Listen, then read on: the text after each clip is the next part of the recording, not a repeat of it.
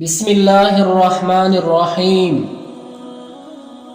حضرت داؤد علیہ السلام اور طالوت بادشاہ۔ حضرت داؤد علیہ السلام بہت نیک، بہادر اور عقل مند انسان تھے۔ ان کو اللہ تعالیٰ نے بنی اسرائیل قوم کے لیے اپنا رسول چن لیا تھا۔ اللہ تعالیٰ نے حضرت داؤد علیہ السلام پر اپنی کتاب زبور نازل کی۔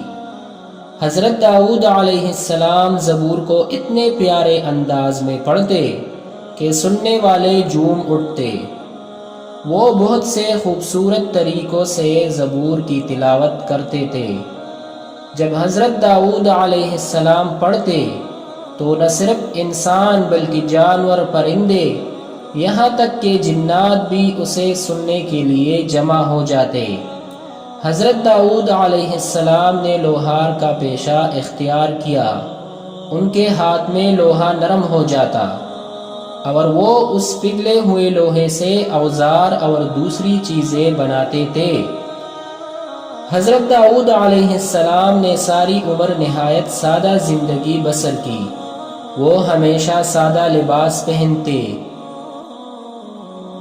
اور مٹی کے برتن استعمال کرتے۔ ان کا گھر بھی بہت سادہ تھا۔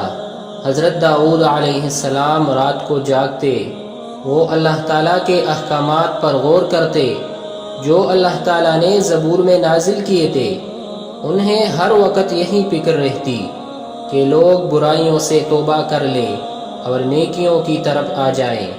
حضرت داؤد علیہ السلام جب نوجوان تھے تو اس وقت بنی اسرائیل قوم کا بادشاہ طالوت تھا، جیسے اللہ تعالیٰ نے ان کا بادشاہ مقرر کیا ہوا تھا۔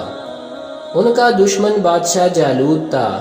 اس کی فوج بہت بڑی تھی۔ جنگ سے پہلے طالوت نے اعلان کیا،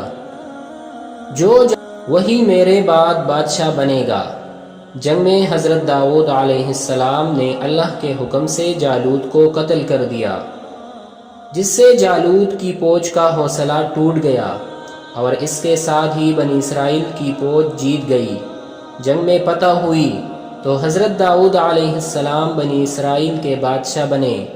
حضرت داؤد علیہ السلام کے بادشاہ بننے کے بعد بنی اسرائیل قوم نے بہت ترقی کی۔ بادشاہ بننے کے بعد بھی حضرت داؤد علیہ السلام اپنے پیشے سے روزی کماتے تھے۔